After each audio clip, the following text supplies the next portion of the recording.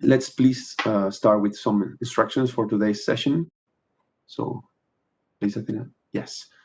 So first of all, this is an interactive session. So we have planned times for you to provide us with your questions and your feedback throughout the session via Menti. Menti is a tool for gathering your feedback in real time, okay?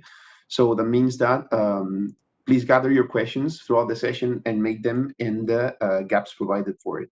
Nevertheless, we will leave the chat enabled. So in case you want to make any contributions, please feel free to write on the chat. I will try to come across as soon as we can. Okay. Then regarding the audio, please connect your audio and mute your microphones. So during the session of today, the feedback you will provide will be written, so you will not need to use your microphone. So please keep them mute throughout the session. And please note that this webinar will be recorded. So regarding the hosts for today, we have Mr. Georgios Lapas, which is eSignature business owner. We have Mr. Apostolos Apladas Polis, who is eSignature product owner, Mr. Olivier Barret, eSignature technical lead, and myself, Luis Gallego, who I'm eSignature onboarding manager. So we will be your hosts for today. We will present different topics throughout today's presentation. And if we move forward a bit into today's session, okay. So the agenda for today, it's we are going to start depicting a bit why are we here today. So the objective of this webinar and what do we expect you to get from it, let's say. Then we're going to start getting into the matter, explaining a bit what are electronic signatures, because this concept, if logically speaking, the definition is clear to everyone, then when we start diving a bit into what the regulation aspects about it and how this thing works in the context of Europe today is a bit more complicated. So we will start explaining what electronic signatures are. Then we will dive into what specifically it's CEF eSignature, the CEF building block that we represent or we work for. Then we will step on how this building block, how CEF eSignature can help digitalizing your business. So where could you apply this building block and how could it basically facilitate your life, which at the end is our aim, is the reason why we work for. Then we will tell you how can you get started with CEF eSignature in case what we exposed before is interesting for you. We'll tell you how could you get started. So how could you contact us, the kind of process that you have to go through, and a bit the overall steps, okay? And we'll finish with a Q&A session. So during this Q&A session, it will be a Q&A for open questions. So please gather your feedback, and we'll be happy to answer as many questions as possible in the time frame that we have available. So starting the presentation, why are we here today? Okay, so the reason why we're here today is to, we, as I said before, we represent eSignature, which is a building block. We'll explain later what this is. But basically, the idea is that we want to provide you with a bit of an overview of what electronic signatures are and how could they be applied to your business, and to demystify a bit the thing, to simplify the concept. And we would like that after we get out of here, the concept is clear for you. You have a clear overview of how these things could benefit your specific organizations or businesses, which in this case is higher education institutions, and that you know how to contact us in case it's interesting for you. Okay, so about you, we run a little survey prior to the webinar because we like to know the people that attend our webinars in order to make the content a bit more fit for the attendance of the webinar. Okay, so it's always good to gather a bit of information about you. And what we saw in this little survey that we ran prior to the webinar, and that about 50 of you answered. We've seen that nearly the 20% of people that answered the survey come from Ireland.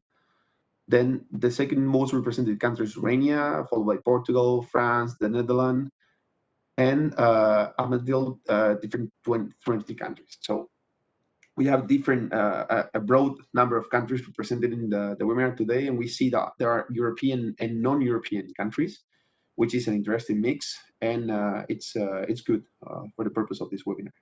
Then we see that 73% of the organizations operate in the public sector. So we have a majority of public sector represented in the webinar, but nevertheless, we still have a 27% of organizations representing the private sector, which is a representative number. Then an 86% of you are higher education institutions, so the vast majority, and there's the 14% conform by other kind of organizations. 83% of you are public universities. So within the two kind of universities, those of you that are universities are public, so majority of public universities again, and 68% of you operate in an international environment. So we see that also a quarter of the people that answered this survey still work in a national context, and 7% in a European context, which is a bit of a segment within international, let's say. And finally, the areas that you think electronic signature could facilitate your daily business. The most prominent one is administrative services, followed by agreements, then so in all areas of your organization, which is a first statement, Erasmus, mobilities, etc. It's good to see that you think that electronic signatures could contribute in several very different areas of your daily business, which is good for us because well, we will need your input, of course, as the experts on your domain in order to progress further into where could be applied these electronic signatures to facilitate this daily business of you. So with no more delay, we're going to step in what electronic signatures are, and for this purpose, I will lead you with Mr. Georgios Lapas. He's a eSignature business owner. So George, please, if you may. Thank you, Luis. Thank you. And thank you, everyone, for attending this webinar today. I hope that you will find it useful for your work. And after all, that is what the European Commission is working for, to make the lives of European citizens and businesses easier and more let's say, meaningful from a business perspective. Next slide, Luis, please. Thank you. So, my name is Georgios Lapas. I am working for DigiConnect, Unit H4. This is a policy unit, and its mission is related to e-government and trust services. We are, if we can say that, the owners, we are in charge of the HEIs regulation. This is regulation 910 of 2014, which puts forward the current European framework for trust services. In general, this regulation has two main pillars. The first pillar is electronic identification, and the second pillar is trust services. Today, we will focus on this second pillar, the trust services. So, the provisions within the HEIs regulation were not meant to be a goal in itself. They were simply meant to be able to stimulate the transactions, the electronic transactions within the European Union, and in this way to enable the European single market. And how are we doing that? We are doing it by proposing a set of trust services. We see here on the right of the slide, we're talking about electronic signatures, electronic seals, website authentication certificates, electronic registered delivery services, and timestamping. Now, to focus even more on our today's subject, the electronic signatures, the eIDAS regulation puts forward some very important notions. First of all, every kind of electronic signature should enjoy admissibility in court proceedings or in the other administrative proceedings. And what the eIDAS regulation also ensures is that electronic trust services will be accepted in all member states. So there is a strong cross-border element involved, and some other elements for which we will go into bigger detail into the next slides. Can we go, Luis, to the next slide, please?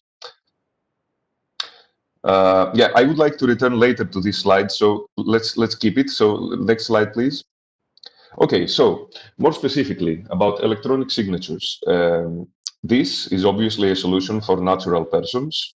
It is a solution that somehow mimics the way we sign documents in real life, paper documents, with ink. So in this case, the electronic signatures are meant to be used to sign electronic documents, and they have and they offer benefits related to identification of the signatory, integrity of the document, non-repudiation, meaning that the person cannot deny having signed the document, and evidence for embedded evidence in the document for validation. All of these elements are irrespective of the way that someone signs, either with local signing or with remote signing technologies. For these technical details, my colleagues will present some details later on. Next slide, please. For legal entities, the equivalent of, let's say, an electronic signature is the electronic seal. In this case, the underlying technology is the same. The main difference is that the ownership of seals is held by a legally responsible seal authorizing officer, who has the sole control over the delegation and the use of the seal for authorized users. But as I said before, the underlying technology is more or less the same to that of the electronic signatures. Next slide, please. Now, this is a very important slide, which relates again to the eIDAS regulation. If we look at the horizontal axis at the bottom of the page, we see that depending on the kind of electronic signature that may be used, we may be required to provide supporting evidence along with the electronic document that we signed, or no evidence at all. And that is something that the eIDAS regulation had foreseen, and brings a lot of value to the European citizens and businesses. Now, as we said in the beginning, any electronic signature should be accepted, but the one that gives the maximum legal certainty and is foreseen as an equivalent to ink signatures is the one you can see at the right of this slide, the qualified electronic signature. So the qualified electronic signature is based on qualified electronic certificates, which are issued under a rigorous supervisory framework in the European Union from qualified trust service providers. And this again, as I said, is the kind of signatures that offers maximum legal certainty. We will go into the details later on, and my colleagues will explain how all this works, but I would like you to keep these two elements in mind. Every electronic signature has value, but the maximum legal certainty comes with qualified electronic signatures.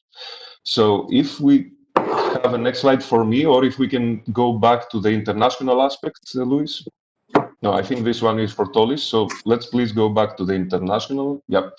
So now, as I described, right now we have a very mature and a very a world-leading, I would say, framework for electronic signatures and trust services in the European Union. But of course, as many of you already expressed, in many cases, European entities need to interact and to exchange documents with entities from third countries.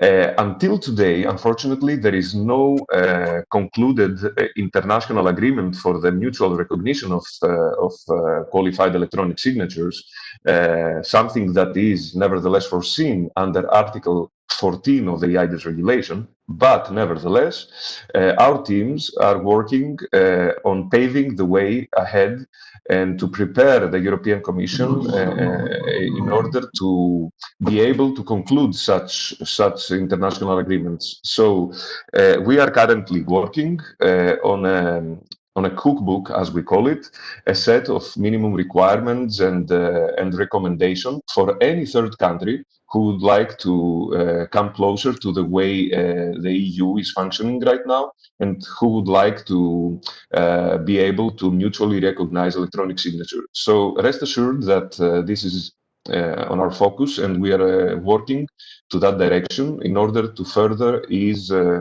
your work on that from that perspective.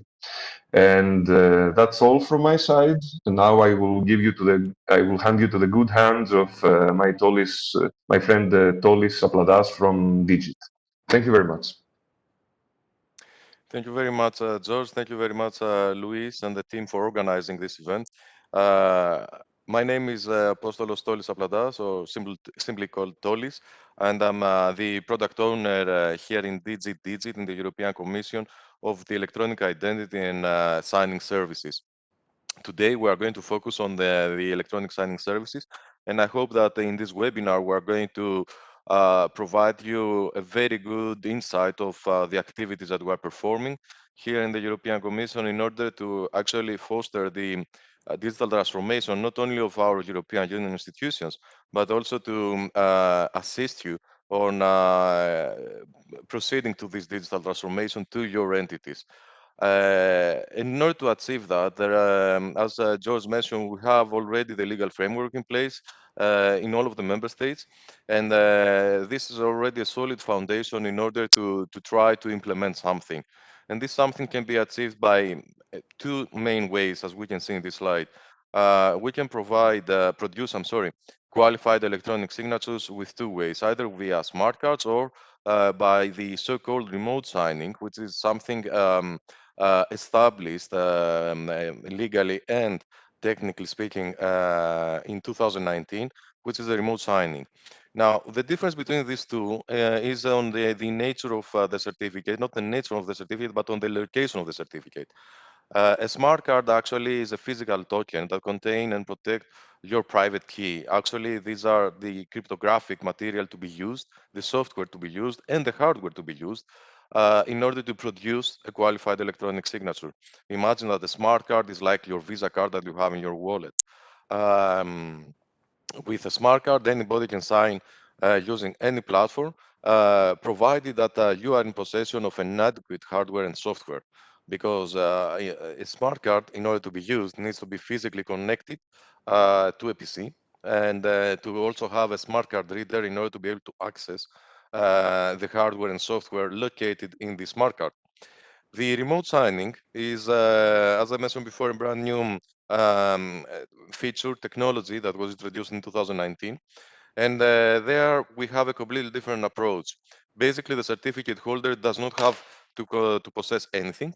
He needs to have only some credentials to authenticate himself properly against a qualified trust service provider, which, by the way, we have around 205 as we speak today in the member states.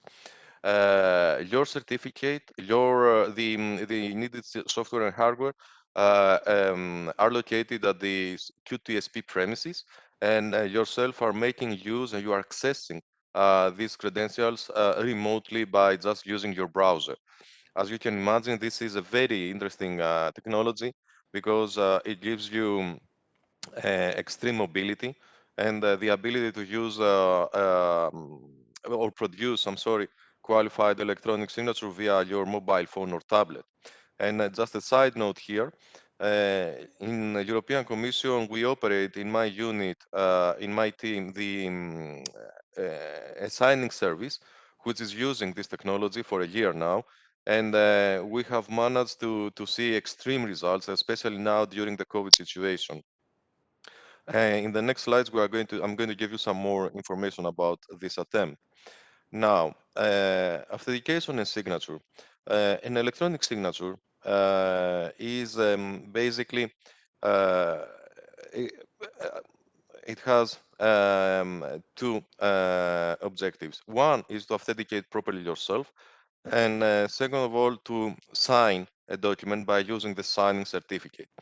Now, these two elements are fundamental in order to prove your identity and also prove your consent of signing a document by signing a document that you agree to the content of this document. As you do, for instance, when you sign a contract with your pen, imagine that you are in a car dealer and you want to buy a car, you are there present in your car dealer in order to prove that it's you, that indeed that you are ordering this car, and you are providing your blue ink signature because this is a consensus of the contract that is going to be signed. Now, in the digital environment where no physical contact is required, all documents are digital, you need to use qualified electronic signature or electronic signatures in general in order to be able to prove that indeed it's you, and to have substantial means to uh, prove that you have provided consent on this agreement. Next slide, please. In COVID-19, here in the European Union institutions, we faced a significant challenge. It's no secret that all the public administration across Europe and across the globe, I would say, is using heavily paper-based workflows.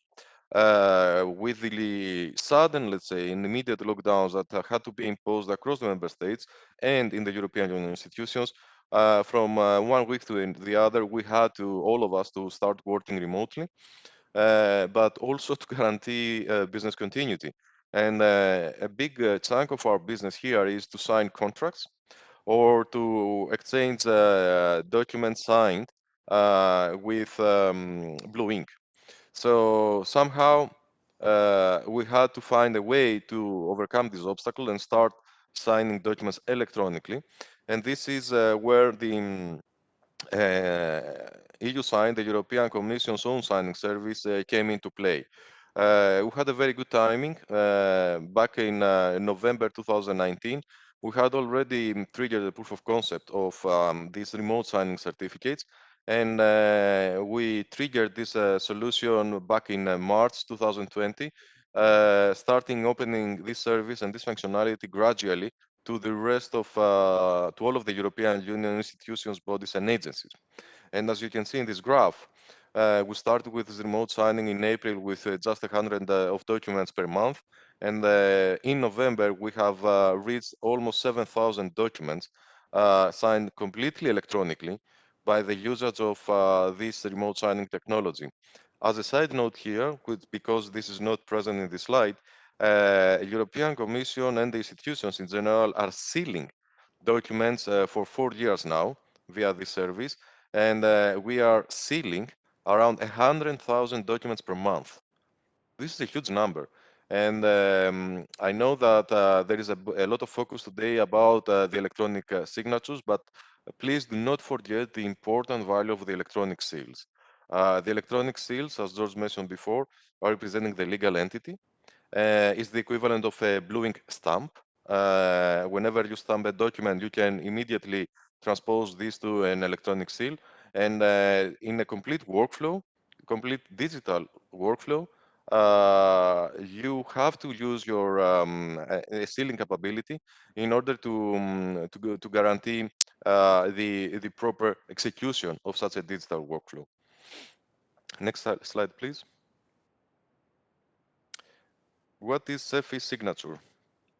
CEF program is the Connecting Europe Facility program, and the CEF eSignature is a so-called building block. Under the CEF program, several building blocks have been identified. One of them is the electronic signature, another one is the electronic identity, and there are some more, 4 more to be more precise. And under this program, we offer several services. Basically, one of the very proud deliverables that we have here is the creation of an open source signing library. This library is freely available to be used by everyone who is interested in, and this library is a reference implementation of the latest HEIs standards and the eIDAS regulation. So by reusing actually this component, you are sure that you are not going to have you're going to achieve actually maximum compatibility to the eIDAS regulation, and you're also going to save a lot of time by trying to do something by yourself. The DSS library is is exposing actually a technical API that someone can utilize and build his or her own signing service. On top of this deliverable, we also host a lot of meetings and conferences with the member states and with the private sector in order to communicate the latest advancements on this landscape, but also provide assistance on the attempts that we have across the globe on reusing this open source software. Last but not least, we provide funding to projects that can contribute to a more connected Europe, and we and I'm sorry, and we are also operating the European Union list of trusted lists. Each member state has to supervise the qualified trust service providers that are operating inside this state, and is responsible to communicate to the European Commission specific details about the entities, the private entities that are offering trust services. And the European Commission is actually the guarantee of this trust scheme and is in charge and responsible for obtaining this information and publishing this information in a secure way. Next slide, please. I already said a lot about eSignature building block, and I think in this slide, just give me a second. And I think this slide is a bit more obsolete now. So can we go to the next one? Yes. And now for this slide and for this section onward, I would like to hand over the floor to my colleague Olivier Barrett, one of the pioneers actually behind the eIDAS regulation. So Olivier Barrett, the floor is yours. Many thanks for your attention. Thank you, Tolis. I hope you can hear me well. Good morning, everyone. So my name is indeed Olivier Barrett. I'm working with the CEF eSignature technical team. And so how can we help you to build your signing solution?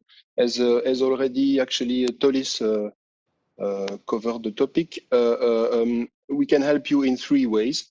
We can help you first and foremost. We can help you with a signing solution. Suppose you want to build your own signing solution. We have developed an open source library, which is called DSS, which stands for Digital Signature Software. And it has been heavily tested and developed to follow the reference standards of electronic signature in Europe. And so if you want to build your own signing solution, you may reuse this library as a kind of a black box to create and validate electronic signature without having to bother with the nitty-gritty details of what is a format of electronic signature in Europe, how to validate one, etc., etc. So that's the purpose of this DSS library. Of course, together with this library, we offer support to you for its usage. And we have also available documentation, technical cookbook, for instance, a lot of material to help you reuse that building block. Of course, you may decide to develop your own solution. or buy a solution. And for that purpose, if you find it appropriate, you can test the interoperability of that solution, the conformity of that solution against these standards with two tools that are available. The eSignature conformance checker that is available for testing the conformity of a signature format against the standards, and a qualified electronic signature, a set of qualified electronic signature validation test case to test your solution against a large set of all the possibilities of test cases regarding the validation of a qualified electronic signature. This is the second element of support we can provide to you. And third, as Tolis explained, in each country, there is a supervision by the country of the providers of digital certificates. Digital certificate for electronic signature, for instance, is necessary to create an electronic signature. And so these providers are supervised on a national level. They are published in a trusted list. And what we offer as the Commission is a tool that we call the Trusted List Browser. It's a tool to browse through all these trusted lists that are published by the countries. Again, this is not published by the Commission. The Commission is just providing the tool to easily browse through them. But through that tool, you can find an issuer of certificate that you may find appropriate for creating your own signature. So maybe, Luis, you can go to the next slide, because I think it will be, yeah, this one. Thank you. And so to put it differently, in a nutshell, what you need for signing, you need two things. You need a signing software and you need signing means. Signing means, as Tolis explained, can be, for instance, a smart card. It can be a key that is actually hosted by a TSP remotely and that you will activate, for instance, through the connection on a portal or via your mobile phone, whatever. If you want this signature to be qualified, you need this certificate to be qualified, and you need your private key to be located on a QSCD. This is what George explained at the beginning of the presentation. And so as long as you have these two elements, the signing means and the signing software, you can, with that, you can take any electronic document you like, sign it with that solution, and create electronically signed document. Next slide, please. A quick look maybe on the current status of electronic signature. First, regarding QTSP, as we said, the first element you'll need is a way to sign, a signing means that you can purchase at a QTSP. A quick status on that, there are roughly 200 QTSPs in Europe. If we focus on QTSP that issue qualified certificate for electronic signature, then it's about 154 to be very precise, as of today. So you can pick anyone you like, of course. Again, what we provide here at the Commission is a library to sign, but not the signing means. In terms of projects, as Tolis explained, the CEF program is a funding for projects and also in tools that we develop. But these projects have been awarded. There are about 58 projects that have been awarded so far. Of course, there are more and more usages of electronic signature outside of these projects, because DSS is a complete open source, free to download, free to reuse solution. There are many downloads every day, and actually we discover almost every day new usages of our signature library. As you can see, just for the sake of completeness, here you have also the number of checks that are performed on the conformance checker that I just talked about. So that was for a very, very quick overview of the status. Next slide, please, Louis. Yes, maybe before leaving the floor to Louis, just a slide for illustration, just in case you may be interested in knowing this configuration. Suppose you want to set up a TSP yourself. So suppose you want to, for instance, as a university, you want to issue a certificate for your own staff or for your students, for instance. Just to let you know that in Greece, an association of university has done that and is currently doing it.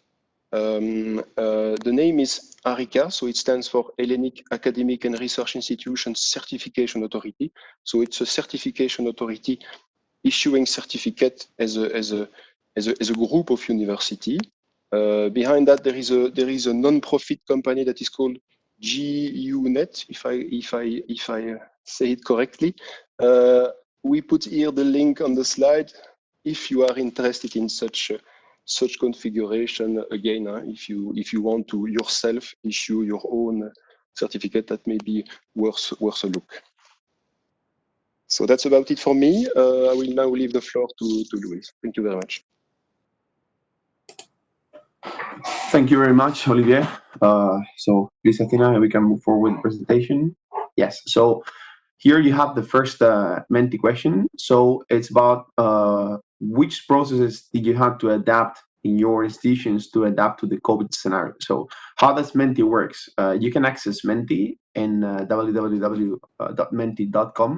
and it will request you a code. If you input this code that you're seeing right now on the screen, you will be able to provide your feedback on Menti directly. Okay, so we'll give a couple of minutes for you to provide feedback on Menti.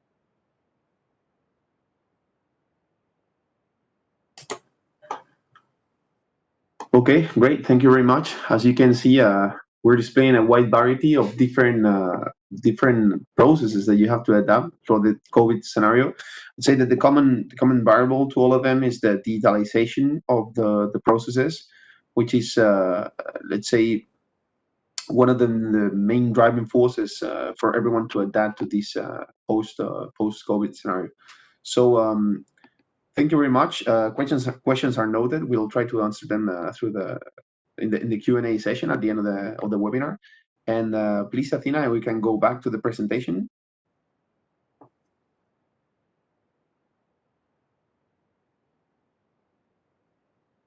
Great. Thank you very much. Okay, so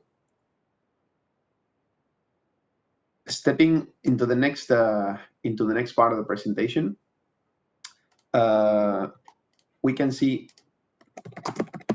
that the digitalization of services makes operation faster and more secure. Okay, so this is a bit in line with what we were saying from your feedback, and it's basically the fact that nowadays all processes and all kind of organizations worldwide are moving towards digitalization, because whereas before it added a certain level of uncertainty regarding the way we carried out processes, nowadays it's a more reliable, more secure. It's just an easier way to perform most processes. So we're moving forward to digitalization. So in this case, what are the benefits of using eSignature in your daily business? So the benefits of allowing this full digitalization of your processes. Okay, so first of these benefits, it's the fact that it can make it a paperless end-to-end digital process. So this is not just more environmentally friendly, which is also quite important because of the amount of paper produced. And in the case of higher education institutions, there's quite a lot of documentation flows. So there's a lot of paper produced. In the case of European institutions, this is even higher, as you can imagine. And it also has associated a quite important benefit, and it's the fact that you don't need to archive these papers. And this is important too, because archiving means not only additional processes for the storage, for the preservation of this documentation, or the retrieval if it's the case for an audit, similar processes, but also the fact that paper can get lost. Okay, and this is important too. So let's just think processes like, for example, a student getting his marks, or a contract signed, and losing that kind of documentation could provoke a problem. And the fact that it's a digital end-to-end process minimizes this risk. Also, it reduced the operational costs of all the sub-processes associated with paper workflow, like our printing, faxing, mailing, copying, etc. So the fact that even if there's one step of this workflow that it's paper-based, it already implies that all these processes need to take place, and all these processes have an associated cost, not just in terms of money of cost directly, but also in terms of time, operational burden. Okay, then it simplifies the procedures, increases the efficiency. This is also very related to what I was saying about the operational burden. So the fact that the process is more simple reduces the chances of anything going wrong, makes it faster, makes it more efficient in general. So additionally, it also enhances the security of the process. And this is also a bit related to what we were saying before. eSignature, it's a very secure solution, okay, because of the way it's built, because of the legal framework it complies with. And this is an added value, specifically when we're talking about legal documentation that you're signing, contracts, etc. The fact that it's secure, it's a big added value. Okay, it's very interesting. Additionally, you ensure the legal value of the documents, and this is important. I would say not just in a national context, but also in a cross-border context, and not just in Europe, but as we have seen before when George was presenting, EIDAS is currently under process for it to be extended, let's say, to third countries. So this is not just interesting for European member states right now, but also for third countries, in the sense of the signatures used or produced with the signature are fully legally compliant with the HEIs, and therefore they are recognized for the whole European Union. This is quite interesting towards processes like, for example, and as we're going to see afterwards, procurement, in which it will allow you to have a contract signed with a provider, with or a product seller in other country, and it will ensure the legal validity of this documentation, which is quite interesting. And finally, it eliminates time-consuming processes. So again, also associated to this operational burden of having to print, copy, fax, etc., it's just faster. Okay, it's much faster. It's just that the fact that no documentation needs to be delivered, and this is the case when documentations have to be signed on site. Imagine the case of processes that imply the paper workflow that needs a document to be signed in another country, for example. Just the delivery of this document to the other country, the signature, the retrieval, it's quite a lengthy process that could be fully eliminated by implementing electronic signatures and fully digitalizing the process. It's important also to remark that the implementation of electronic signatures does not make your process end-to-end digital, let's say. So it's not sufficient, but it's one of the things that you would need to have in place in order to fully digitalize your workflows. Please, Athena, we can move forward. Yes, so these are some use cases, or example use cases that we have identified within higher education institutions. Okay, and it's important to remark that these are very high-level use cases, okay, and that this is our understanding of areas in which the application of eSignature could be potentially beneficial for you. One of the purposes of this webinar, and we will see it afterwards, it's that we gather more information regarding the use cases that could be beneficial for you, because us as experts on eSignature, we understand the functionality of eSignature, but we would like to dig deeper into your specifics, let's say, and move forward into more depth in these potential use cases. So far, the one we have identified are the cross-mobility programs, meaning Erasmus Plus program, for example. Okay, so in the context of these cross-mobility programs, there need to be agreements signed within institutions, organizations in different countries. So the fact that there's this cross-border element implies that having cross-border recognition of the signatures of all those all the documentation associated with these processes is very interesting. And additionally, the fact that no documentation needs to be sent, so you can fully digitally sign documentation, store documentation, it not just makes the process faster in general, but also easier and more secure, in the sense of no loss of documentation can happen, for example. And here I remember in my specific experience, I participated from the Erasmus Plus program, and I remember having to carry certificate of marks with my marks obtained in foreign universities with me, signed documentation, so original documents, carrying them with me, with the risk of losing them or getting damaged. That implies a fully digital workflow minimizes that risk or eliminates it. Then we have the case of grants. So the application for funding, and sorry, Athena, can we go back to the, yes. So grants and procurement, we're going to see them in a bit more depth afterwards, but in the case of grants, the request for funding from governments or public institutions, it's also quite interesting use case in which we think you could apply eSignature. And why is this? Is because you have to interact with an administration, which means that you're going to have to follow procedures with our legally constrained, let's say, or that have a very strict legal framework, in which eSignature is going to always give you the security that it's going to be legally valid in any process that you use those signatures that are going to allow you this interaction with the administration in an easier way with a fully digital workflow. Then in the case of procurement, also very interesting because of the nature of the documentation that you sign in procurement cases. You sign contracts, okay, with service providers, with product vendors, and all these contracts are documented with a legal value. And these service providers or product vendors could be placed in different countries than the one you are. So in this context, having the legal certainty and having or not having need for using paper-based documentation, it's quite interesting for your workflow, let's say.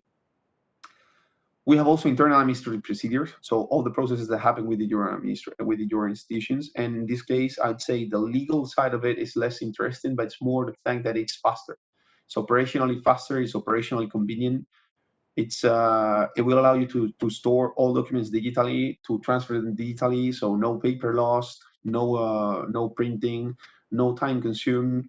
It's just convenient in an operational way. We also have scholarships, which is also another process in which you'll have to exchange documentation, sign certificates and papers. So it's also another case in which this could be applied. And finally, the recognition of documentation in the context of transfers between higher education institutions, meaning not just cross-border mobility programs, but also a full transfer between institutions. So someone that's studying in a member state that then moves to another member state. So in this context, again, the legal framework that these signatures provide you is interesting, and the fact that no, you don't need to do anything on site. So no need to go to the university, to the place to start managing documentation with them, and keep this flow completely digital. It's another advantage. And now we're gonna step a bit deeper into a couple of these use cases. Again, these are high-level descriptions, let's say, or high-level use cases, let's say, or understanding of how these things work. But the first case that we're going to see is grants. Okay, so the idea in the grants use case would be just facilitating the process for higher education institutions to receive funding.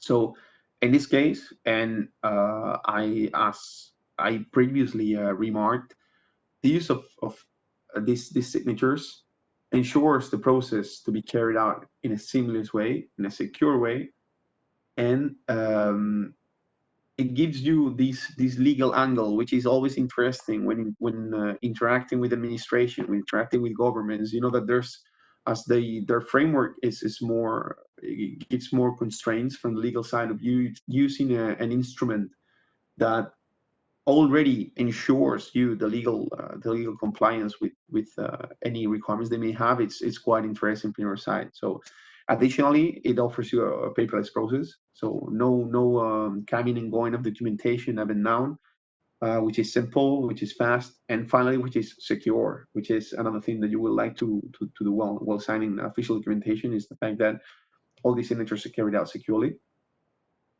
And the workflow for this use case, if we see it on a very high-level description, would be, or our understanding of it, searching for funding, applying for the funding, and reviewing this application. And at that level, or at that stage, comes when you're going to start signing documentation, let's say. So after you deliver documentation for them, they accept your application for this funding. The fact that you can sign documentation remotely ensures that the process is carried out faster, and ensures that all the documents part of this process can be stored securely digitally. Okay, so it just makes everything much more operational. And I'm sure that you all know, while interacting with administration, the effect of the time is always a variable that you need to take into account, because all these evaluations, all these are already quite lengthy. So if you can scheme the process down a bit, so you can make it a bit faster, I think this is quite interesting for this kind of use case. And we can now move to the second use case, which is the procurement use case. Okay, so using eSignature in this case, it's oriented towards facilitating the process, especially taking into account this previously the context, the cross-border contracts that I previously mentioned. And why is this? Because one of the priorities of European Union is ensuring the implementation of the digital single market. Okay, so what's the digital single market? The fact that European Union has no borders should normally ensure that we can consume services from any member state. Okay, disregarding where this member state is. So our national market would be much broader. Okay, one of the challenges that this represents is a technological challenge, meaning everyone providers in different places use different kind of technologies, and a legal challenge. Legal frameworks vary slightly between member states. So applying this eSignature solution for signing in the context of a cross-border purchase of services or products, it's quite interesting because the legal validity that it ensures, apart from all the other benefits that we have previously seen, the fact of being paperless, the fact of making the process faster. So even in the context of a national purchase is interesting because of these things that I'm saying, but especially in the context of a cross-border purchase of services or products, it's where it maximizes the value it can bring. And the workflow for this use case, again, very high-level explanation. So quoting, reviewing, etc. At the end, the thing is, when the contract is signed, is where you could use when you can use eSignature. Again, one of the benefits of the fully digital process, and we've seen it in the post-COVID scenario, you cannot meet with people. Sending documentation takes time. This way, you can sign documentation electronically directly and ensuring the legal value of it and store all this documentation digitally. So no need for management, no need for time lengthy process.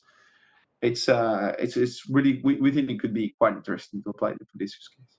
And in general, we were thinking, and it takes me to the next slide. We'd like you to provide us with information on which of the use cases presented would be most interesting for you. Okay, so if you access Menti again, please, you'll have a similar procedure of the one that we carried out before.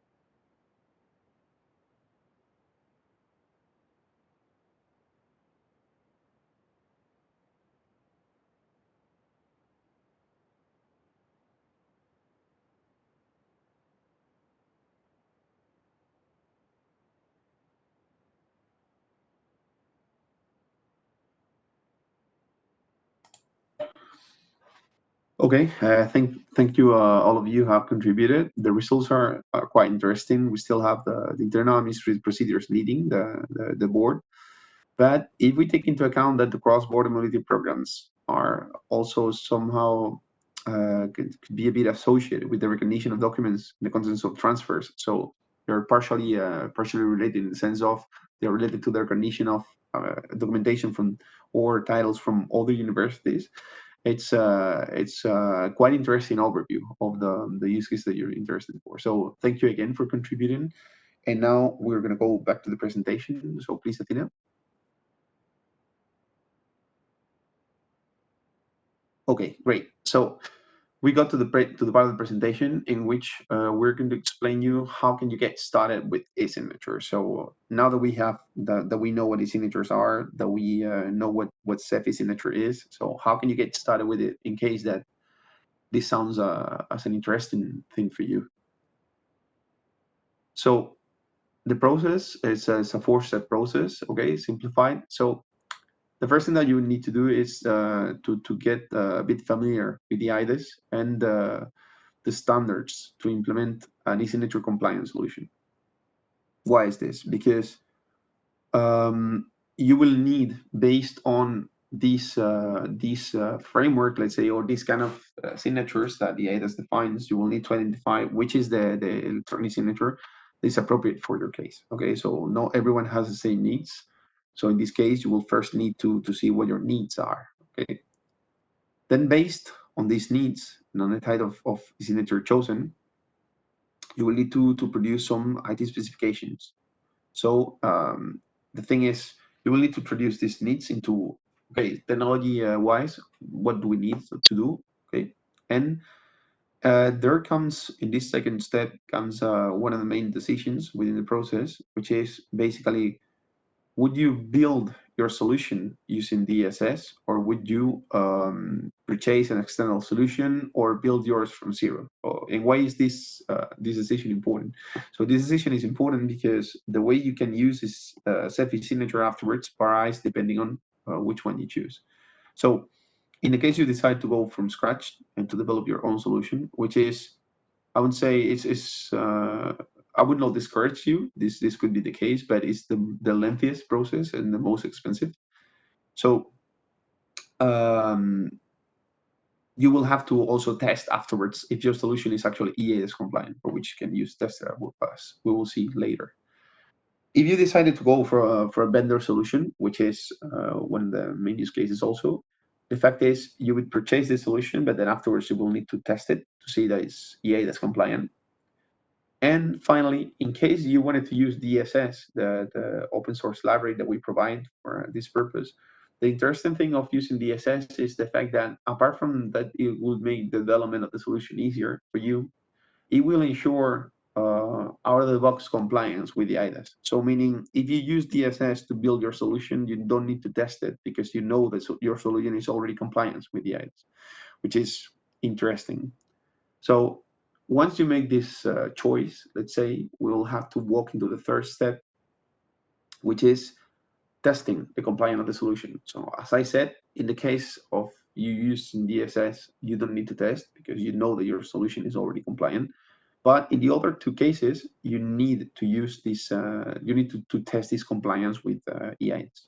So for this purpose, we provide, or Etsy provides, an Etsy signature conformance checker. Okay, so it's a tool that will allow you, once you have your solution in place, to test if it is actually compliant with the eIDAS or if it's not. And finally, the fourth step would be obtaining a digital certificate. So as my colleague Tolis was describing before, you will need to purchase a trust certificate from a trust service provider or emit yours in the case that we saw of the universities in Greece. So the thing is, we provide you this trust service provider browser, okay, that we were saying before, that will allow you to have an overview of which are the trust service providers, etc., and to choose from them in an easy way. And once you have your solution in place and you have your trust service, you can start already signing. Okay. The thing is also, our team, of course, would provide you support throughout this whole process. So don't you worry in case this is not fully clear for you or you have doubts regarding any of the steps of the process, etc. You could always request support from our team, and we would be happy to guide you through the process and to follow it up with you so it goes up seamlessly. So finally, thank you all for attending the presentation. As promised, we have reached the Q&A session. So now we will use Menti again for this Q&A. Please feel free to formulate your questions, and we will answer them as many as we can in time frame that we can. So please feel free to formulate your questions. Thanks.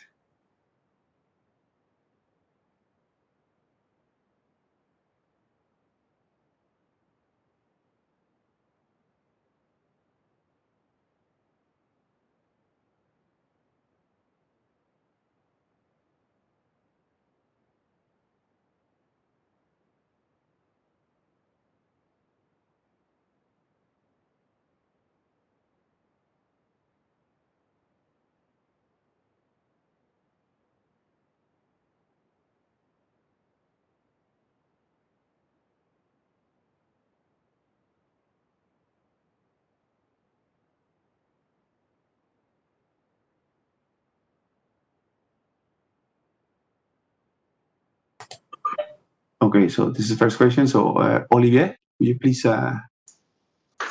Yes. So far, my answer so far, DSS library focus is to focus on the format of the signature and its creation, its augmentation, its validation. So it's seen as a really as a library that you can integrate in your software. So far, there is no intention, but Tolis can of course add more on this. There is no intention to build a complete solution at first, because we don't want to compete with existing solutions. We just want to provide to the market an open source library that anyone can reuse to integrate this library into a working solution. And so you should see DSS as a core library to create, validate, extend signature, but not as a full-blown solution. If you want something that looks as close as possible to a solution, you can have a look to the Dss Demo. So there is a demonstration that is actually bundled in the bundle that you can download of the DSS library on the CEF portal. You will see that in this bundle there is the DSS library itself, but there is also a demo in the sense of a web app that you can install on a machine and make it run in a matter of a few clicks actually. And this demonstration is illustrating how you can integrate DSS library in a web application with signing creation capabilities, signing validation capabilities, etc. By the way, if you are interested, next week there will be a webinar on the DSS library, how to use it, what is the existing documentation, how to use DSS in this and this use cases. And we will cover that next week. Dear Olivier, if I may add something, this is George here. Sure. I would like to confirm what you said, that the intention here is not to interfere with the functioning of the private market around Europe. The initial idea behind CEF building blocks was to provide reusable solutions to the public sector in Europe. So despite the DSS library being open also to private entities, you can understand that we cannot simply offer a complete solution, but what we do is to, let's say, do the first steps, do the hard work, the specialist work, in order to open the way for the DSS to be integrated in the solutions in universities, for example.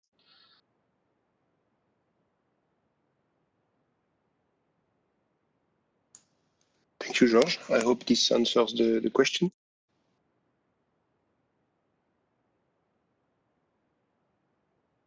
Yes, to my knowledge, this is possible.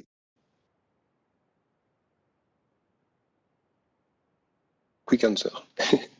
Yes, I confirm this is possible. That is the idea behind the HEIs regulation.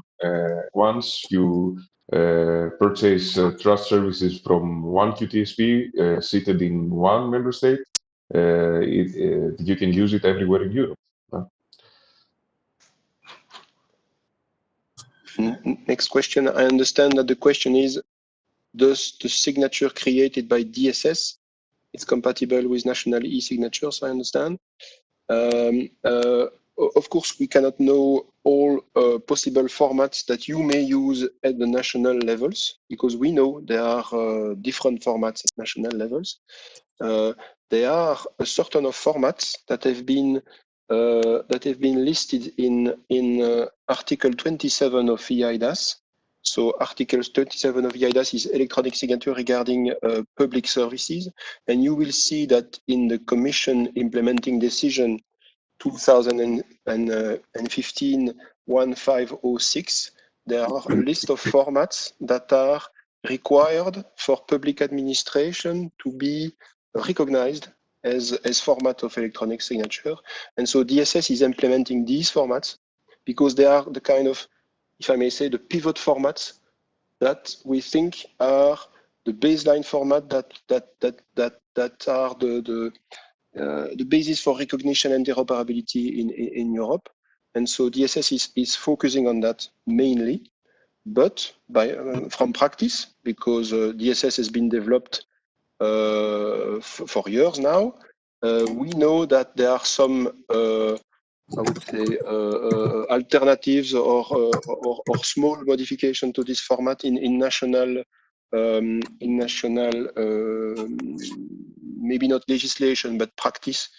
And as far as we can, we have integrated some of these if they are not, I would say, stretching too much from the standard, but just for the sake of making DSS helpful for other usages than strictly Article 27. These formats, they are listed, of course, in the DSS documentation. I can take a very quick example just to make the point clearer. PADES is the format for signing PDF in a standardized way under an ETSI standard. There is an alternative that is called PKCS7, which is, if I may say, a simpler format and maybe an older format as well. We are supporting, not in creation, but in validation. DSS is supporting this format to maximize the number of signed documents you can validate with DSS. Okay, thanks, Olivier. This is the next question. Sorry, it's displayed already in the, screen. No problem.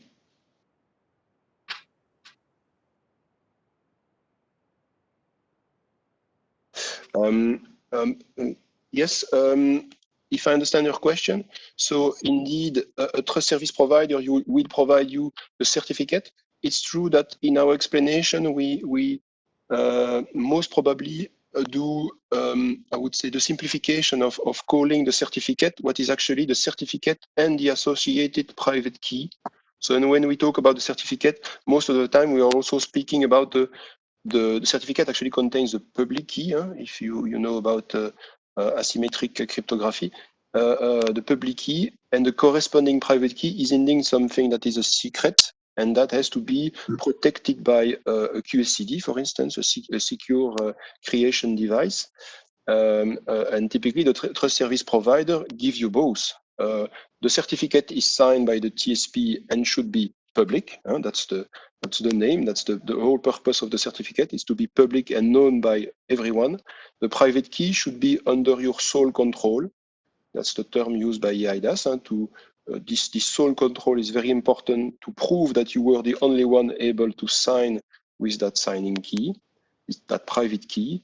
As Tolis explained, there can be two alternatives, two flavors of these signing keys. Either they are really located physically in a smart card and handed to you, either they are actually kept by the TSP and managed on your behalf by this TSP to make life easier, if I can say it like that, because it's, of course, way easier to connect to a server and activate the signature than pull the smart card from your wallet and find a smart card reader and all that. And so there are two different flavors, but at the end, when you purchase a certificate from a trust service provider, long story short, you actually purchase the two things, the private key for signing and the associated certificate. I hope this answers your question. Great. Thanks, Olivier.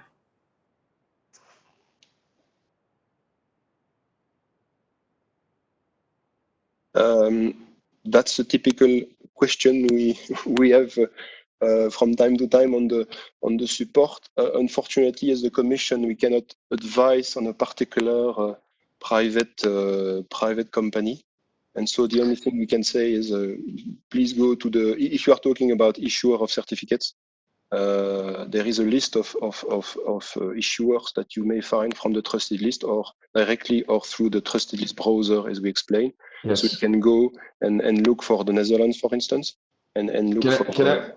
In order to make things easier, Olivier, could you please share the link, or could we even, I don't know, Luis, open the page so that we can show it to participants, how it looks like? I think it is interesting. I can imagine that some of the participants will not have visited this page, but I think it's very interesting because it shows how open the market is, and it also answers the question. We cannot really, propose one or the other. Sure. Completely. Now we only see a gray page. I don't know if we can need to change something in order to. Now we can see. Thank you. So if we click on Netherlands, for example, we will see a list of, many options, many companies to choose from. Indeed. So you will see, if I can take it from there, George. Thank you very much for the suggestion. Very good idea. You can see here for the Netherlands, the currently active trust service providers. So this is the list. And in these yellow boxes, you will see the type of trust service they provide. So if you want a certificate, a qualified certificate for electronic signature, you should look for that kind of trust service. And so you can see that some of them are issuing Q-Cert for eSig. Yeah, I can see that the question was not the issuer, but the partner for the technical implementation. Unfortunately, but it still is useful in any case, Olivier. I think this was useful too. But if I may answer the other part of the question, it is obvious that we cannot suggest a specific partner. Especially when we're talking about the public sector. I think you would have to follow your own internal procedures for procurement in a transparent and let's say equal way. So we cannot suggest anything, but a good point of departure is already to have a look at the trusted list browser that we're showing right now, and who knows, maybe even some of these companies have a portfolio of services that exceeds the issuance of certificates. So just an idea, but we cannot go any more detail than that. Mm-hmm. Just to finish on the question of the Netherlands, because indeed that's a good thing to illustrate that with the trusted list browser. Here we selected the trust service provider established in the Netherlands, but we could equally select any provider from any country. Because indeed, you could completely buy a certificate from another country if you put aside if I may say it like that, the complexity of buying the certificate at that company. Let me explain a bit. If you buy a smart card, you will have somehow, and because of EIDAS regulation as well, you will have to physically meet this person, most probably, and for them to validate your identity and for them to hand over, to transfer this smart card. So most probably you will have to pay a physical visit. As Tolis explained, more and more of these services are provided remotely with remote signing functionalities, and even the onboarding in some particular cases I will not cover today, but you can also have your initial identity validation done remotely. So that means that you don't have to pay a visit anymore. And under certain circumstances, you are still compliant with the HEIs. They are still compliant with the HEIs and can issue you a qualified certificate. So some of these providers, long story short, can remotely issue you a signing certificate and a corresponding signing key, private key again, without you having to pay a physical visit or do maybe a physical trip to these persons. So you could even look outside of the Netherlands. That was my point. Okay, great. Thank you. Thanks, Olivier. And moving to the next question.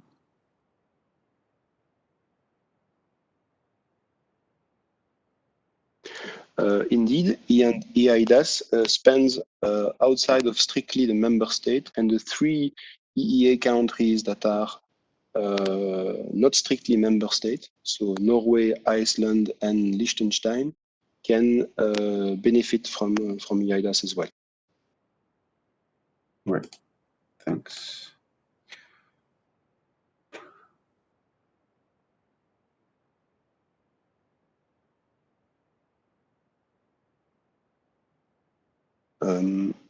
I'm not sure that if I completely understand the question. The only thing I can answer is that DSS at the end, it's a technical library that is implementing technical standards from mainly from the HEIs standardization organization. And so DSS, because it's as long as it is, as long as it is compliant with the format you want to use or you want to validate, I don't see the problem, but maybe I misunderstood the question. Okay, and moving to the last question of today, and with this we'll wrap up the meeting.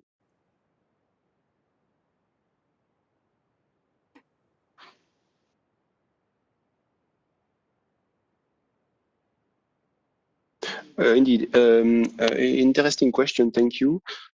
So we should mention that what is under EIDAS, all countries are required to publish in their trusted list the so-called qualified trust service provider. So the qualified is a level, as explained by Georges and Tolis, and the only mandatory TSP to be present in the trusted list are the qualified ones. Non-qualified TSPs issuing non-qualified certificates are not. It's not mandatory for the countries to list them in a trusted list. So you shall not see the trusted list as a catalog of all the services available in Europe. You may see this trusted list as a catalog of the qualified services available in Europe, but for the non-qualified ones, it's on a voluntary basis of each country. So it's not because it's present or not present in the trusted list that it's existing or not, if I may answer it like that. Okay, great. And with that, I think that we will wrap up the meeting. So I think we can go back to the presentation in a second, please. Okay, thank you all for your questions. The ones that we could not answer, we'll keep them free. Feel free to forward us any of your questions, and we'll be happy to answer us. So, Athena, can we please forward? So we move to Menti in order for the audience to share their thoughts. Yeah. Yes, please. Sorry. Thank you for the remark. Okay, so we would like to finish this this session with asking you to share your thoughts with us. Okay, so this is the last time we'll ask you to go to Menti and provide us with your feedback. So please let us know what you think of this webinar. And if we have tackled topics or we have not tackled topics that would have been interesting for you, so please let us know, and there might be the possibility for future webinars or any meetings of this kind. So.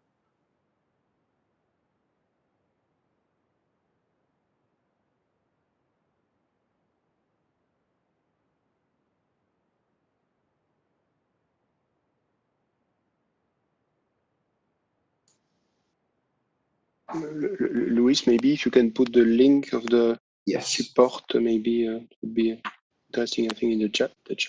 Thank you. Yes.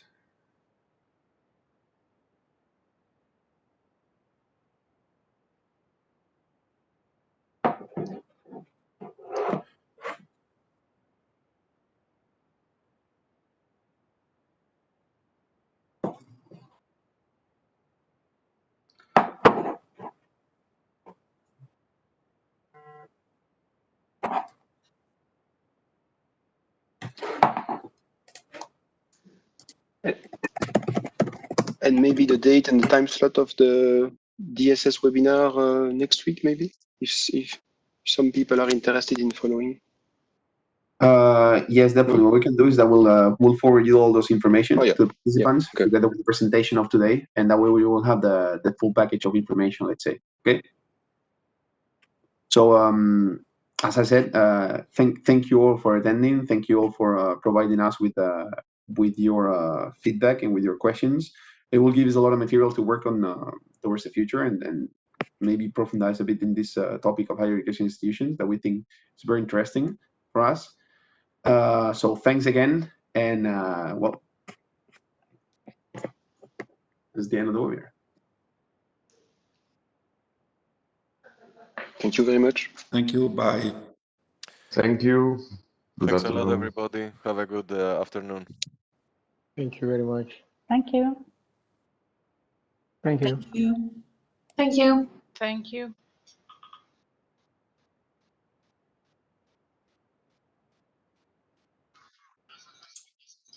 Thank you.